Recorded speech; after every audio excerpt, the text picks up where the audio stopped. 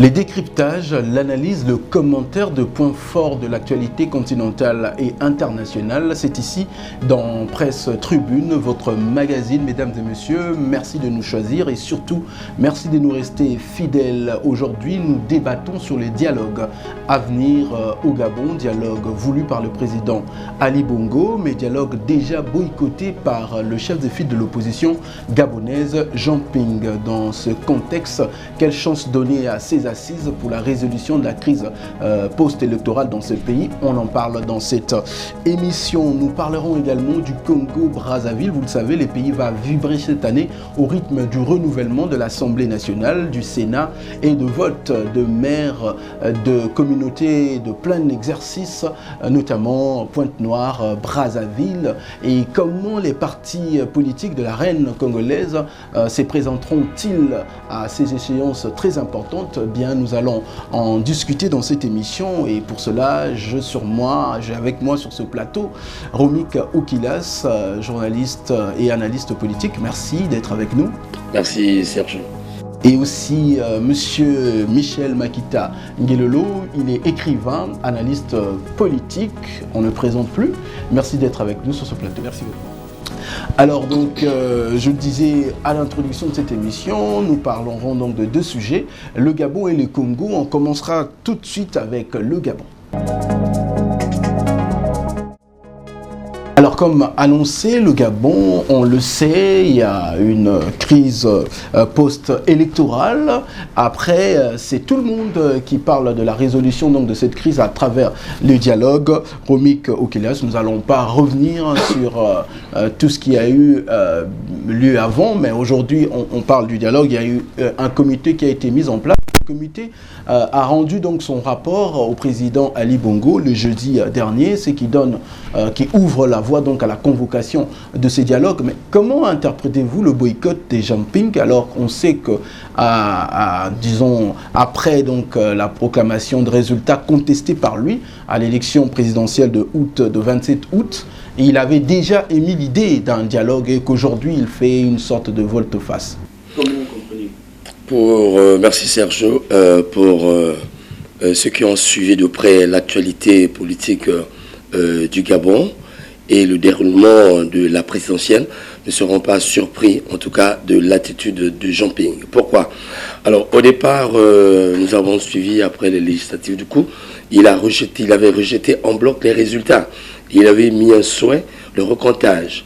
Et aujourd'hui, lorsque l'actuel président du Gabon propose d'aller vers un dialogue, et certainement ce monsieur Jean Ping ne peut pas être rassuré parce que vous parlez de crise post-électorale, mais moi je parle de crise pré-électorale parce que la crise est partie de là. Voilà, donc c'est l'imbroglio, hein, permettez-moi le terme, l'imbroglio. Maintenant la question qu'il faut se poser aujourd'hui, c'est de savoir pourquoi alors le président gabonais Ali Bongo choisit l'option du dialogue, alors que cette option a été proposée bien avant d'aller même aux élections. Voilà tout le problème. On va donc, c'est tout le problème, on en parlera. Monsieur Michel Makita Ngelolo, je me tourne vers vous. Le dialogue, on le sait, et les observateurs avertis les disaient d'ailleurs, juste après cette élection contestée, qu'il fallait penser à une sorte de dialogue pour une sortie des crises. Aujourd'hui, on avance vers le dialogue, mais on sent une sorte de radicalisme du côté des Jamping. Bon, est-ce rassurant? Je dirais une chose, lorsqu'il y a une crise, lorsqu'on parle de crise, absolument, il y a des situations de ce genre. Vous remarquerez que ce n'est pas seulement au Gabon qu'il y a des similitudes en période électorale. Et à mon avis, je voudrais dire que les gens cherchent un dialogue, mais cherchent en même temps un dialogue qui les arrange, qui leur sera favorable. Quelque part, je me dis que le dialogue est nécessaire, il est opportun en toutes circonstances. Je ne sais pas s'il y a d'autres panacées, d'autres possibilités de régler une crise en dehors du dialogue. Il faut absolument que les politiciens, les politiques du Gabon s'asseyent pour trouver les voies de recours aux problèmes qui se posent à eux. Alors, si on fait volte-face, je crois que ce n'est pas une meilleure position parce que, qu'on le veut ou non, un dialogue finit toujours par se tenir, ou avec les belligérants ou pas. Hein, vous connaissez dans d'autres pays comment cela se fait de manière exacte. Bon, c'est vrai, il y a eu le dialogue qui a été demandé par un certain nombre d'acteurs politiques. Et je crois que le président gabonais a été contraint de le faire. Mais alors, en même temps qu'on parle du dialogue, comment comprenez-vous l'attitude de Jean Ping qui se considère, lui, comme étant le président élu, parce que ne reconnaissant pas la victoire d'Ali Bongo? Est-ce qu'on peut se dire que c'est pas finalement là le clé du problème? Bon, mais moi je pense que c'est difficile de faire une politique à reculons. C'est-à-dire que vous avancez, à un moment donné, vous revenez en arrière. Je doute que les élections au niveau du Gabon puissent se refaire. Quelque part, je dirais qu'il y a une problématique sociologique qu'il faut dégager. Vous savez qu'on ne le dit pas, mais je réfléchis à ce genre de questions. Il y a, lorsque un fils succède à un père, il y a des réactions que j'appellerais subjectives. On voit que la longévité du pouvoir de la famille. Et c'est cela qui fait que, absolument, on voudrait que la personne ne soit pas là, quoique on a pu légitimer, par exemple, le pouvoir. Je dirais aussi que le dialogue, quand j'ai commencé, je disais que le dialogue était nécessaire et opportun. Et qu'il n'y avait pas d'autre voie pour le dialogue. Donc, je pense qu'il sera difficile que les résultats de dialogue soient appliqués de manière consensuelle. Je veux revenir vers vous, donc, M. Romik Okiles. Moi, je voudrais comprendre, quelle lecture faites-vous de cette sorte de radicalisme du camp de Jean Ping? Cela n'est pas du fait de l'implication, notamment de l'Union européenne, qui, vous le savez, récemment avait rendu public donc, les conclusions du commission des observateurs de l'Union européenne qui ont quasiment remis en cause, sans pour autant donner de solution, à l'élection de Bongo. Est-ce finalement, c'est pas ça ce qui a un peu récanqué ou qui essaie de donner de zèle à Jean Ping, et que maintenant on semble qu'on est plus loin de la solution, on est plus proche d'un autre problème que proche de la solution? Alors, évidemment, Serge, il faut dire que tout le problème se pose au niveau de l'acceptation de la victoire d'Ali Bongo par Jean Ping. Alors, jusqu'à aujourd'hui, il rejette en bloc cette victoire et il invite, n'est-ce pas, le système et la communauté internationale recomptent des voix. Mais vous voyez, c'est un vieux politique qui a côtoyé même le vieux Bongo et qui connaît bien le système pour avoir travaillé dans le système. Donc, lorsque le fils Bongo arrive, il est dans les rouages, il sait comment la chose se passe. Et nous avons suivi de près comment ça s'est passé.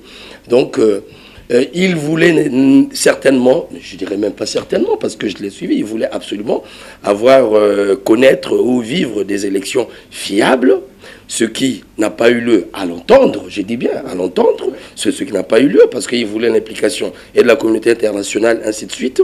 Déjà, le problème se posait au niveau de la commission qui devait réguler ces élections. Donc la crise est partie de là. Alors, Sergio, aujourd'hui, on parle un peu de son radicalisme. Vous allez constater que le taxe de radical que le pouvoir en place, pour lui, il pense que sa lutte est démocratique, elle est normale. Maintenant, revenons sur ce qui nous intéresse aujourd'hui, le dialogue. Pourtant, ce qui est complexe, c'est qu'au départ, c'est lui qui crie au dialogue. Il crie au dialogue. Déjà, lui, il faut se le rappeler, il a même convoqué son propre dialogue. Déjà, on peut, M. Kasmir Ouye Mba, qui est donc un ancien ministre de son père, il était d'ailleurs premier ministre de son père, donc M. Bongo, qui lui a parlé récemment dans des radios périphériques que s'il y a lieu de participer à un dialogue, il participera au dialogue convoqué par M. Jean Ping. Et comment ça va se faire? Mais ce qui est un peu plus intéressant dans son idée, c'est qu'il ne redoute pas ou bien il n'écarte pas la possibilité que finalement le camp Bongo et les camps Jean Ping se rencontrent, chose que Jean Ping... moi je pense que si une personne, ça c'est sans mes analyses, si un politique qui a eu à solliciter la tenue du dialogue et rejette le dialogue proposé ou émis par son adversaire, alors il y a problème. Parce qu'en Afrique noire, il se passe un problème de la fiabilité des choses. Vous allez constater partout où il y a eu dialogue, il y a problème. Alors moi je pense que la vraie réflexion aujourd'hui au niveau du Gabon et au niveau des autres États, c'est réfléchir autour de la pureté de ces fameux dialogues. Pourquoi ce dialogue intervient à la fin? Et pourquoi le président Ali Bongo opte pour la voie du dialogue aujourd'hui? Pourtant, au regard de la crise avant la tenue des élections, alors je dirais, voilà, c'est aujourd'hui, le président est confronté à une politique sans issue, parce que il y a cette politique actuelle. Le cadre n'est pas fiable pour, par exemple, booster la feuille de route. Du coup, il invite donc au dialogue. Mais cependant, qu'est-ce qu'on appelle dialogue aujourd'hui en politique africaine? C'est parce que vous allez constater partout où il y a des constitutions, on a tendance à balancer, à chavirer vers des dialogues, laissant à côté les constitutions. Cependant, c'est eux-mêmes les politiques qui le font. C'est encore eux les politiques qui ne croient pas à ces dialogues. Donc je me dis aujourd'hui, il est confronté à une difficulté parce qu'il sait que le dialogue est organisé par Ali Bongo, mais certainement les règles du jeu, comme on le dit partout, ne seront pas respectées, ne seront en sa faveur, comme il a dit. C'est un peu déjà vous préjuger sur la suite à donner. Je ne préjuge pas parce que c'est la réalité vécue en Afrique. Je vous donne la parole juste parce que bon, comment il y a aussi, on parle de dialogue, mais il y a d'autres personnalités de politique comme M. René Obiang, qui est l'ex-directeur de campagne de Jean Ping, qui lui a parlé des préalables. Alors, des préalables, notamment la libération de détenus politiques. Il y en a déjà plus de 800 qui seraient libérés, selon toujours RFI.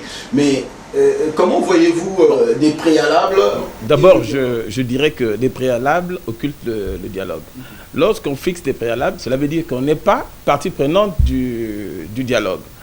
Mais ce que je voudrais dire en Afrique, il y a un problème au niveau de l'opposition qui devrait être plus unifié. Hein, vous comprenez? Il y a des opposants au Gabon qui sont favorables au dialogue. Ce qui ruine l'action, par exemple, de Jean Ping. On dira même de M. Pierre Claver.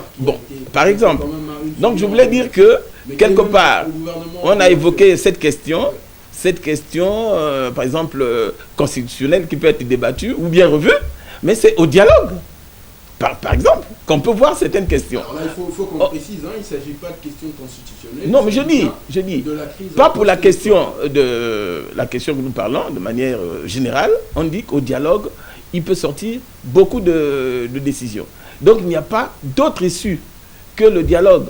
Et lorsqu'on fixe, par exemple, des préalables, cela veut dire que c'est une manière, à mon avis, de pérenniser la crise et puis de la difficulté. Voilà. Alors parlons-en de ce comité qui a sorti son rapport et il a travaillé sur des sujets à débattre au cours donc de ce dialogue.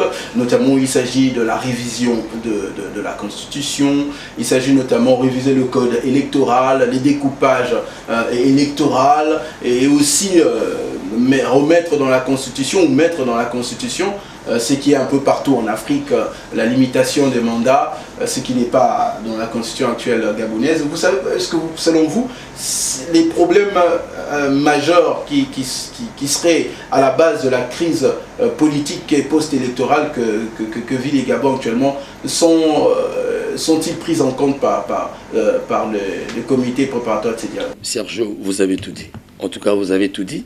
C'est même l'origine des crises autour de tous les dialogues. Parce qu'au départ, j'ai dit qui convoque le dialogue et pourquoi.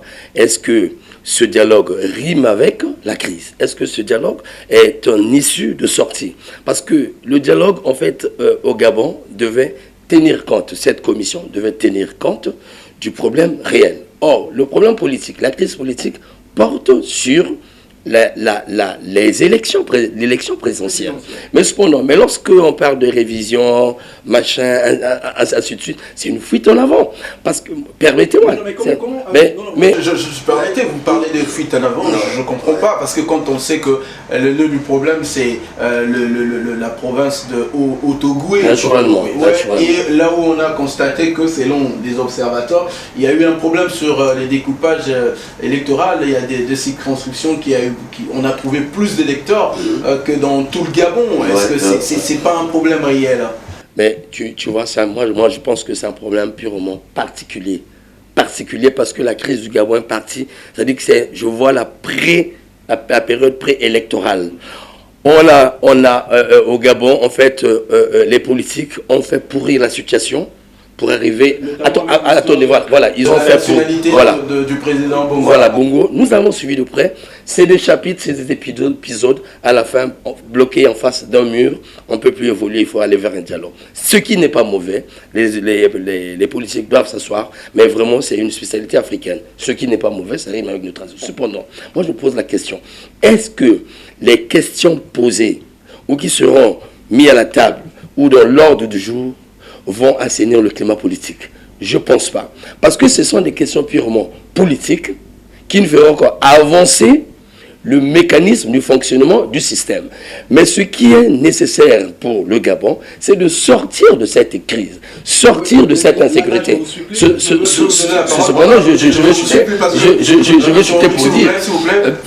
Mais parce que si je le dis... Une crise politique qui peut être résolue par un dialogue politique. Mais oui, c'est facile. Une crise politique qui doit être résolue par un dialogue. Mais cependant, il faut tenir compte du pourquoi des choses. Moi, j'aime bien poser ça. D'où est parti cela? Est-ce que, parce qu'aujourd'hui, la crise oppose le président Ali Bongo et Jean Ping. Alors, est-ce que cette commission a tenu compte des doléances de Jean Ping? Donc vous sinon, une rencontre absolument, et Jean Ping absolument, parce que, je le dis pourquoi, le dialogue est une marque purement africaine et le dialogue tire ses sources de nos traditions, nous savons comment ça se passe. Mais cependant, dès lors que l'Afrique a tenté d'institutionnaliser le dialogue devient politique. Alors que le dialogue consistait aujourd'hui, normalement, le président Ali Bongo et Jean Ping devaient prendre leur courage en tant que frères de la même patrie, s'asseoir, parler d'abord Gabon. S'il faut aller vers un dialogue, il doit y avoir des concessions. D'abord, il doit y avoir des concessions pour voir à deux de quoi on va traiter. Mais lorsque, au départ, on a déjà ficelé les choses, on doit traiter de ceci, cela, c'est ça ce qu'on appelle le non-respect des règles du jeu. Là, je vais juste rappeler avant de donner la parole à M. Michel Makita que bon, la commission était composée de partis de l'opposition. Et de quelle opposition ici? De quelle opposition il s'agit? D'accord, ça c'est une autre affaire. Mais avant que vous ne réagissez, moi je voudrais savoir, est-ce finalement la question gabonaise c'est pas une histoire d'ego entre un homme qui a bien évidemment des ambitions légitimes d'être président de la République et qui pense que quand je ne suis pas président, le reste je m'en fous? En politique, toutes les affaires, il y a une partie d'égocentrisme en chaque homme politique.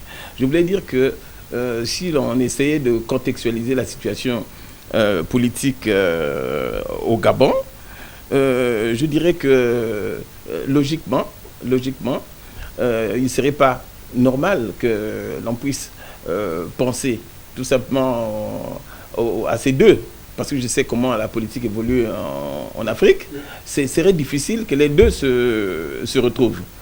En ce moment précis, je pense que la perche du dialogue serait la bienvenue, la perche du dialogue. Bon, sauf que lorsqu'on va au dialogue, et lorsqu'on boude le dialogue, à un moment donné, on cherche une chose et son contraire. Parce que je me dis que tout à l'heure, j'ai parlé des résultats qui devraient en principe être appliqués. C'est difficile qu'elles soient appliquées de façon consensuelle. Très souvent, nous avons une notion saugrenue, nous galvaudons la notion de consensus. Mais en fait, le consensus, c'est quoi? Mais lorsque vous vous retrouvez à un dialogue, il y a un certain nombre de chapitres qu'il faut aborder, des cahiers de charges ou quoi, je ne sais pas comment on peut appeler ça, et à partir desquels on discute. Bon, on ne va pas à un dialogue pour tout gagner et tout perdre. Et s'il n'y a pas de dialogue, vraiment je doute qu'il y ait une solution. Et je suis d'accord avec M. Romic, la solution la plus importante, à mon avis, en ce moment précis, c'est l'avenir du peuple gabonais. C'est-à-dire qu'il faut qu'il y ait une chute sans problème majeur. Vous savez qu'entre-temps, il y a eu comme des conflits. Il y avait des conflits là-bas.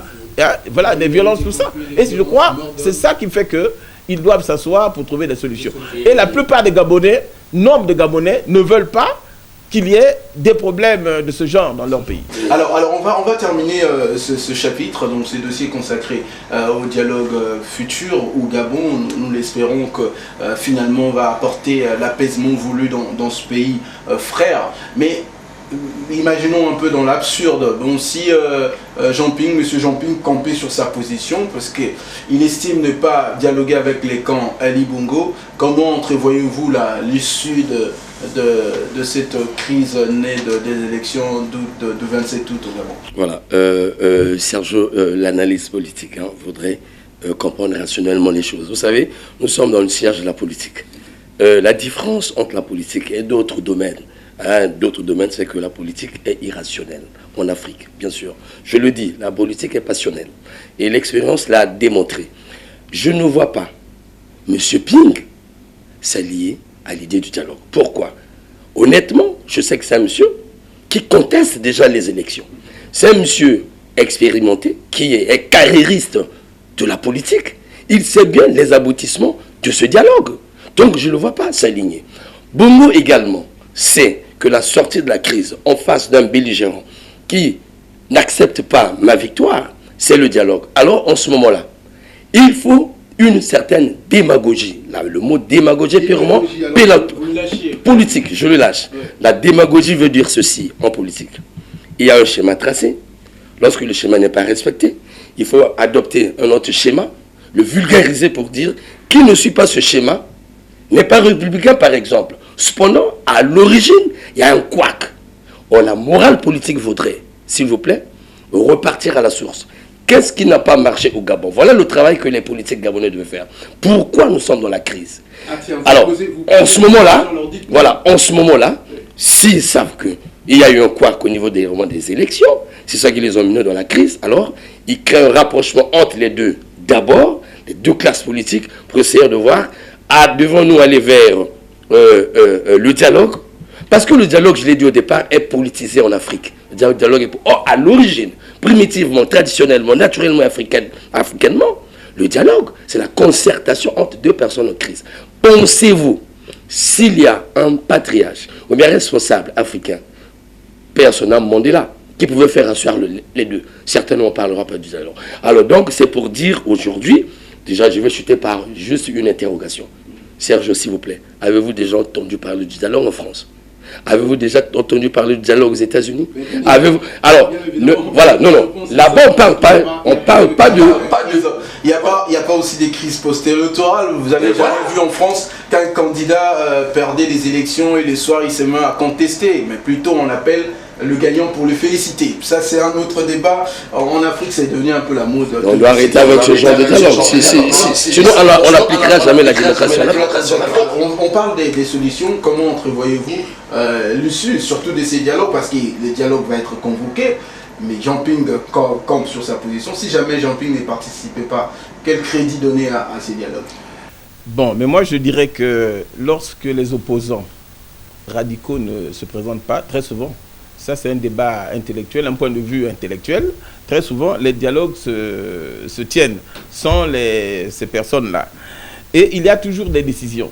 Je pense que les hommes politiques gabonais ont plus à gagner en s'asseyant, en se retrouvant ensemble, en recherchant le consensus. Mais malheureusement, ça il faut dire malheureusement, la notion de consensus n'est pas comprise de la même manière.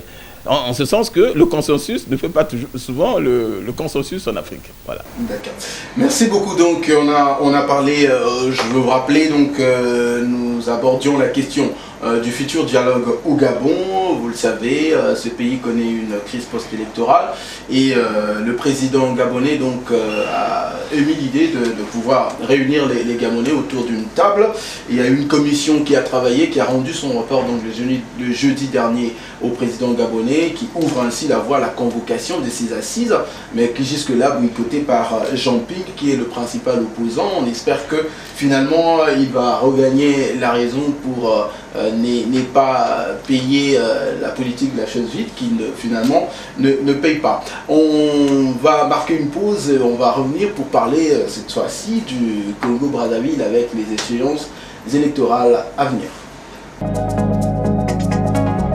De retour sur ce plateau, toujours avec mes invités, on va évoquer donc les élections au Congo-Brazzaville. Ces élections qui sont quand même des élections pas comme les autres cette année parce que c'est tient dans un contexte d'une nouvelle république. Monsieur Romik Okulas, déjà de prime abord, vous qui êtes un observateur, quel est l'état des lieux des états-majors politiques faites-vous à quelques semaines de la tenue de ces élections? Alors, il faut dire honnêtement que depuis disons, sortir de la présidentielle, nous constatons qu'il n'y a plus d'engouement dans la vie politique nationale et il y a des grands dysfonctionnements et un manque de configuration, plus précisément au niveau des partis d'opposition. C'est pas cette opposition que nous avons vu, nos journalistes politiques, monter en flèche. On s'interroge même, peut-être que tu vas le faire avec ce joli plateau, convoquer un peu les patrons de l'opposition qui nous disent qu'est devenue la plateforme de l'opposition.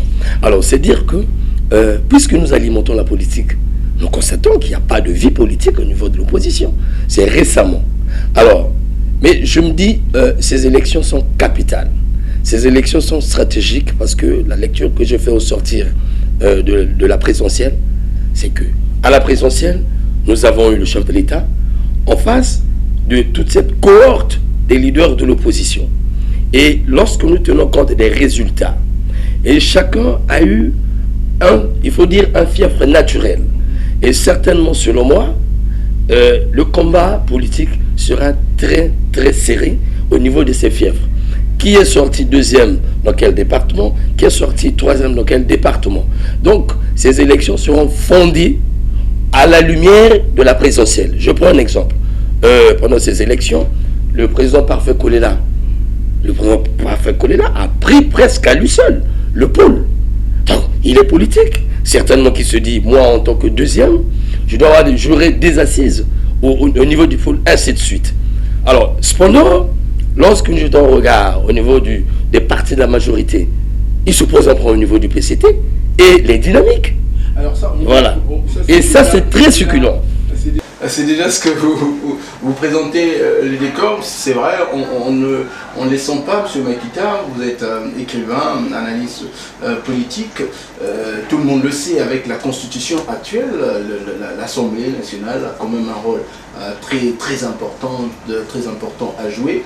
Mais on a comme l'impression les politiques ne sont pas, en fait, ne se pressent pas dans la mobilisation des populations, mais on est dans une sorte... Bon, j'ai un avis là-dessus. Je dirais que s'il y a une hantise moindre, une frénésie qui n'est pas d'envergure comme nous assistons, c'est parce qu'il y a d'abord eu l'élection présidentielle. Alors, je dirais que moi, par exemple, je voulais insister sur nos élections, la manière que ça se déroule, nos députés. Je trouve qu'il y a une question primordiale en matière électorale. On parle du savoir-faire, on parle de savoir-faire, on parle de savoir-être. Moi, je crois qu'il y a un vocable qu'il faut intégrer dans le langage élitiste, hein, c'est le savoir voter. Alors nous votons parfois des gens qui ne sont pas même d'incarner nos besoins, nos aspirations. Vous voyez, il faut adapter le prototype du député au profil exigible à l'Assemblée. Mais vous savez qu'il y a des députés qui pourtant n'ont peut-être pas la carrure. mais qui se retrouvent à l'hémicycle, qui attendent les émoluments, qui dorment. Voilà, alors qu'il y a des mandants qui attendent. Et il y en a qui ne font pas de restitution. Voilà, des conclusions qui sont prises au niveau de l'Assemblée. Et puis, il y a une autre approche. Le comportement des hommes, disons, de ceux qui veulent être des députés, tout ça là. Bon, il faut gagner à tout prix. Hein, au prix des antivaleurs. Il y a des promesses mirobolantes qu'on est en train de faire. Alors parfois, construire des ponts, tout ça là, ce n'est pas eux. On abordera, Voilà. on abordera cet aspect-là du côté des populations. Vous venez de parler de comment voter. Monsieur Romic, vous avez fait là la peinture de la situation actuelle. Mais sur terrain, déjà, on écoute de sons un peu discordants du côté de la majorité. On se prépare un peu sereinement. Il y a même des candidatures qui s'annoncent. Par contre, l'opposition républicaine également, on sent qu'il y a la sérénité. Mais on a déjà vu du côté de l'opposition, notamment l'IDC Frocade, qu'on ne sait pas exactement comment est-ce que c'est organisé. On a vu les départs de certains ténors de ce plateforme politique qui s'est réunie autour en fait, du refus de changement de la Constitution. Aujourd'hui, que représente, par exemple, le plateforme IDC Frocade? Est-ce qu'une coquille vide ou bien c'est une force à compter pour les législatives qui arrivent? Bon, peut-être que partout dans le monde, hein, dans les grandes démocraties, les législatives se préparent à la lumière de la présidentielle. C'est à la présidentielle que les gens s'aiguisent, mesurent le calibre de chaque leader.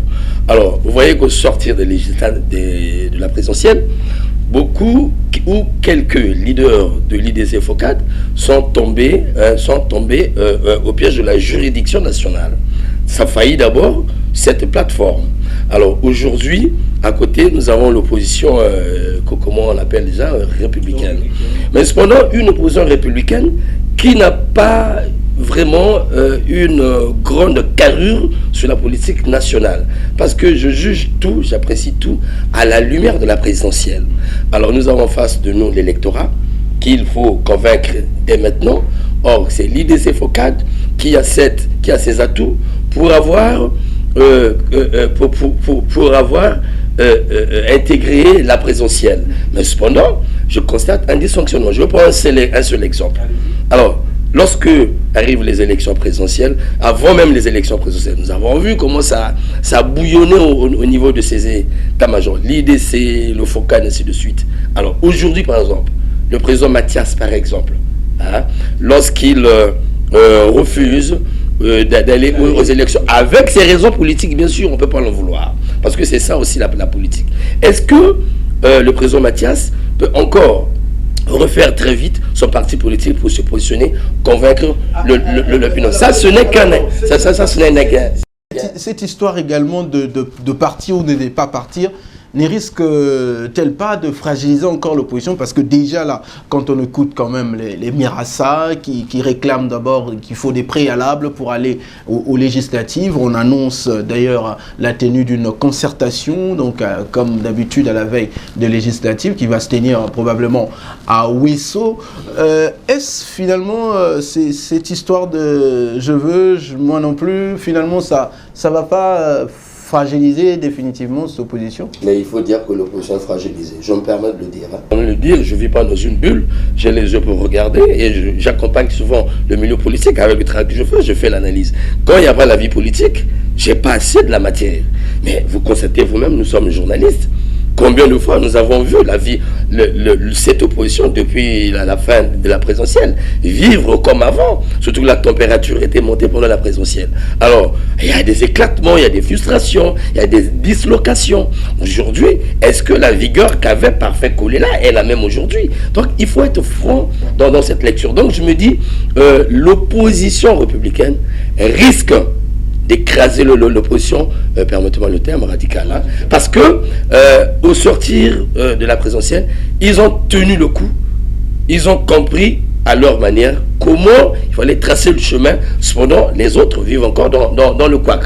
Donc, à Monsieur Makita, je reviens vers vous. Monsieur Makita, il parle de l'opposition. On parlera également de la majorité. On voit bien qu'au niveau aussi de la majorité, surtout aussi l'histoire des dynamiques au sein du PCT ne permet pas non plus que les choses soient claires là-bas. On sait bien que c'est des grandes questions qui se posent là-bas. Voyez-vous, vous pouvez dire que vous sentez une sorte de préparatifs ou une sorte de capacité d'aller triomphalement vers ces échéances au niveau notamment de la... Je crois qu'il faut qu'on essaye de distinguer l'élection présidentielle aux échéances là, qui vont arriver.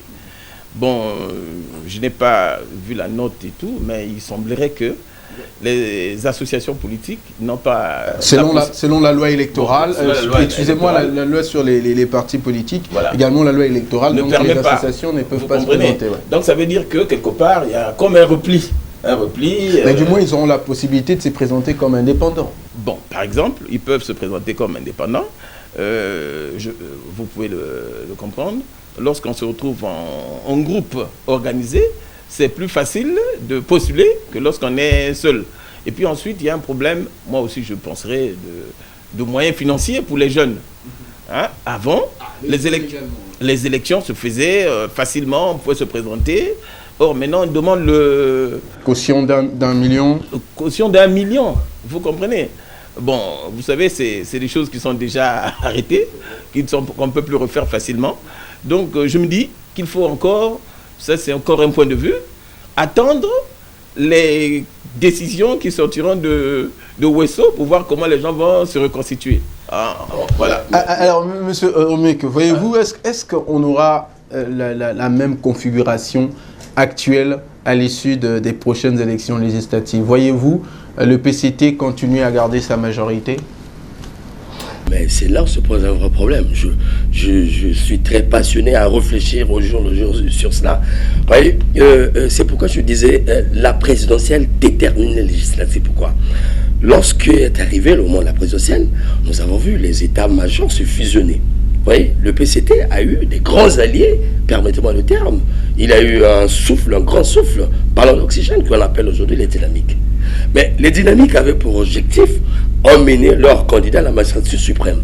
Mais dès lors que l'idéal a été atteint, et par le PCT, et par ces dynamiques, le constat qu'on fait, c'est lequel? Mais on retrouve ces dynamiques dans le gouvernement.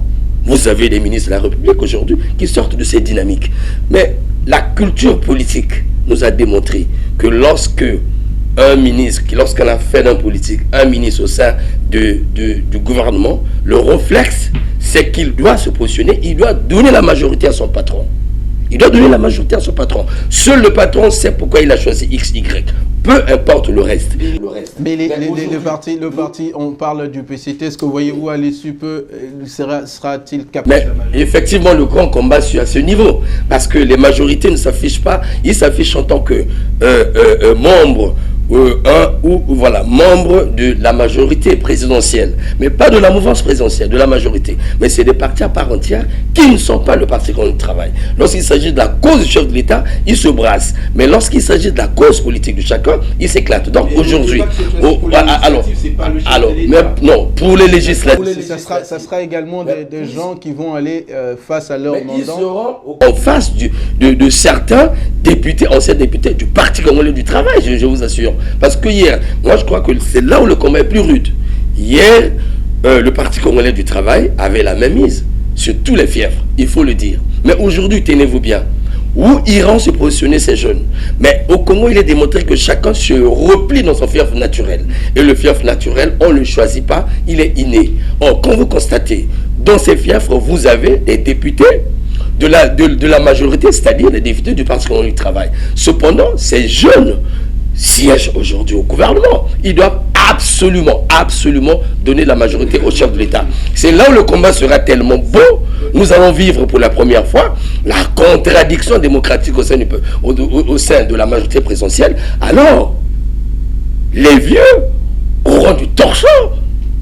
ils auront des sérieux problèmes. Et je vous assure, en information, les jeunes se préparent en conséquence parce que voilà comment on doit vivre la belle démocratie.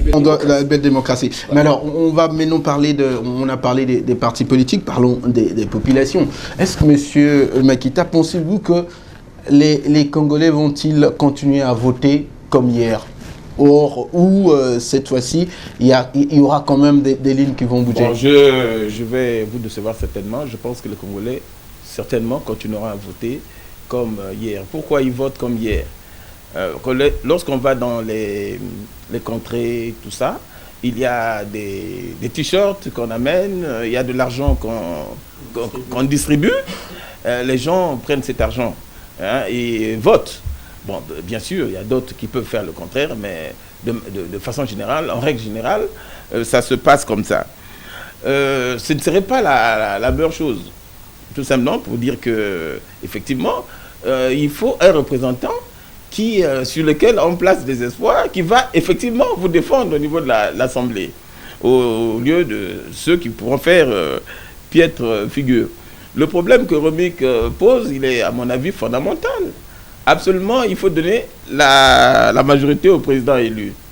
Au contraire, quand le président est élu, mais il faut absolument que les états-majors se réveillent. Absolument se réveillent, parce qu'ils doivent tout faire en cas de basculement, en cas de la situation du manque de majorité à l'Assemblée. Ça serait une situation excessivement grave. Mais je voulais encore dire ceci. Je crois qu'au niveau disons, des familles politiques, il y a une situation qu'on réveille souvent, qui vient d'arriver à l'esprit, c'est la situation des commissions d'investiture. Hein? Alors, donc, il y a une politique. Hein? Voilà.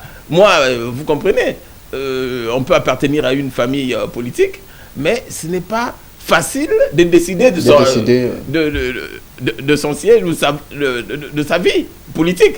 Parce qu'il y a une commission d'investiture qui prendra en temps opportun voilà, les décisions. Donc, ce qui fait que c'est difficile, qu'en ce moment précis, les prétendants... Voilà, et Sergio, à propos, je profite de l'occasion, le PCT sera confronté à son mécanisme de fonctionnement parce que le PCT a été accompagné par les partis jeunes, par les associations jeunes.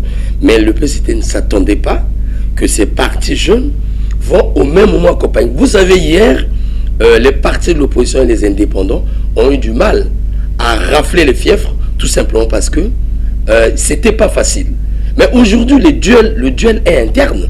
Parce que je connais des vieux au sein du Parti communiste du travail qui se sont pérennisés, c'est-à-dire des carriéristes carrément de la politique, qui sont restés là plus de 9 ans, 10 ans, alors qui ont même 3 mandats. Voyez-vous? Mais aujourd'hui, la tendance pour le souverain primaire, c'est de vouloir changer un peu les choses parce qu'au regard de la gestion de ces députés, on peut faire le bilan, nous avons l'habitude de faire le bilan. On ne cite pas les noms, je vous assure. Aujourd'hui, moi, je connais des députés. Je connais un député qui n'a jamais siégé, par exemple. Qui n'a jamais siégé. Mais lorsque le chef d'État vous avait fait confiance, on a fait de vous un député, vous ne siégez pas. On se va vous fragiliser qui? Mais les jeunes nouvellement arrivés au parti, les nouveaux ministres, on regarde sur ça. Mais ils préfèrent, pour aider le chef de l'État, placer leur candidature là. Et moi, je pense qu'aujourd'hui, le peuple a eu le temps d'observer ces vieux qui n'ont pas bien servi. Parce qu'il faut tenir compte du déroulement des élections. Quelle était l'action du Parti congolais du travail? Nous avons suivi de près. Quelle était leur action? Vous avez vu les dynamiques monter en puissance jusqu'à la fin. Monter vraiment en puissance. Et vous voyez que l'action continue. Et aujourd'hui, ça ne m'étonne pas que le PCT puisse décommander même la date de la tenue de son congrès. Parce qu'il fallait que le PCT tienne le congrès maintenant, avant la tenue des élections. Ça traduit, n'est-ce pas, je vais chuter, ça traduit quelque chose, ça traduit un dysfonctionnement, ça traduit une impréparation. Voilà. On va terminer, on va clôturer ce point. Je voulais dire quelque chose. Excusez-moi, je voulais dire ceci. En ce moment précis, les positions des états-majors ne sont pas encore bien connues. Alors, tout à l'heure, j'ai parlé des commissions d'investiture, les programmes de préparation, les mécanismes qu'ils ont mis en jeu, les stratégies. Nous les... Ça devient caduc, hein. Non, caduc, mais nous ne les connaissons pas. Et tous les ministres aussi, à mon avis, ne sont pas des candidats. Ne seront pas des candidats. Non, mais je pense que tous les ministres tous ne veulent peut-être pas être des députés. Mais moi, je trouve qu'il y a un problème important que j'ai envie de soulever. C'est le péril jeune. Souvent, la vieille classe politique ne tient pas compte de ça. Vous savez que les gens font la politique, parfois, ne font pas trop d'analyse. L'ancienne classe de politique, quand je parle de l'ancienne classe politique, c'est-à-dire, je parle de toute obédience confondue, doivent se serrer les coudes. Absolument. Parce que la jeunesse actuelle qui n'est pas très, excusez-moi, très respectueuse dans la manière de vivre tout ça là, il arrivera un moment, ils ne feront pas des quartiers. Voilà, ils vont demander eux aussi à gérer. Donc c'est ce que moi j'appelle le péril jeune. Et il faut absolument qu'il y ait comme ce que je pourrais appeler un cadre politique où il y aura des mécanismes qu'on mettra en œuvre pour pouvoir préparer la gestion politique dans le futur. Avec la jeunesse notamment. En tout cas, elle est enthousiaste aujourd'hui, Sergio. Cette jeunesse est enthousiaste. On voit déjà des candidatures qui s'annoncent ça et là. Il y a des préparations. Et des préparations, on attend voir sur le terrain. Le plus dangereux, c'est celui-là. Sergio, lorsqu'on fait analyse politique, parfois, on veut toujours à l'enquête politique. Je vous assure, la plupart des jeunes au gouvernement aujourd'hui ont déjà des actions sur le terrain. Voyez-vous, ce que les vieux n'ont pas fait pendant 3 mandats. Alors, ils ont vu... Voilà. Non, ça se dit pas, ça sont les stratégies. Le mot viendra. Mais cependant, lorsqu'ils le font, mais du coup, les populations font vite le bilan des vieux pour dire, enfin, espérons sur les jeunes. 3 mandats, s'il vous plaît, 3 mandats. N'y est rien dans la localité. Je sais bien que ce n'est pas le député qui arrange la localité, ainsi de suite. Mais le député a un grand rôle à jouer. Ne serait-ce qu'une descente parlementaire. On a vu des députés ici, je dis bien du Parti congolais du travail. Ça fait mal. Ça fait mal parce que je suis fils d'un PCTiste. Pour ceux qui ne le savent pas. Alors, je vous assure, un député... Vous parlez ici comme non, je le dis parce que j'ai vu à l'époque comment ça se passait au Mono. Deuxièmement, le respect de la politique voudrait, lorsque quelqu'un vous a choisi comme député, et respecter le souverain primaire. Pas de descente parlementaire, on préfère rester chez soi. Alors, c'est trop méchant. Mais les jeunes, nouvellement arrivés au gouvernement, ils savent, parce qu'ils ont vécu ça. Ils ont été victimes. Ils ont changé la donne. Aujourd'hui, ils côtoient les populations à tout moment. Mais à plus forte raison, quand on arrivera à la campagne. Mais c'est dire que ces vieux seront asphyxiés. Merci. Il y aura des investissements dans ce pays. Merci beaucoup, M. Romiko Kilas. On arrivera donc au moment de la campagne. Merci aussi à Michel Makita. Juste un petit mot, parce que là, on a fini. M. Makita Ngelelo, oui. Vous avez un petit mot mais je voulais dire quand même quelque chose.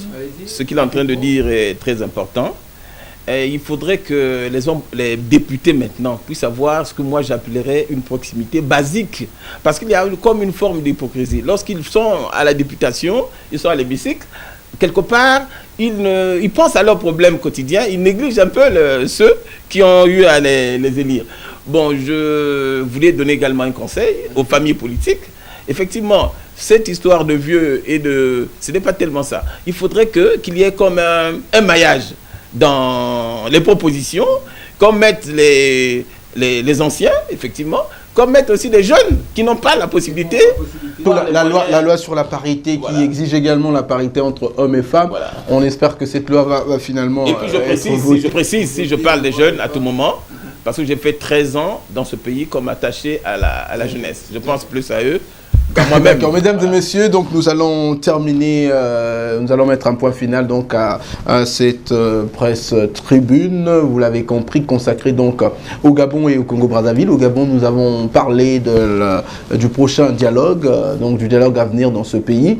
Et pour le Congo-Brazzaville, nous sommes apaisantis sur les prochaines législatives que nous espérons va marquer l'ancrage démocratique donc dans le pays.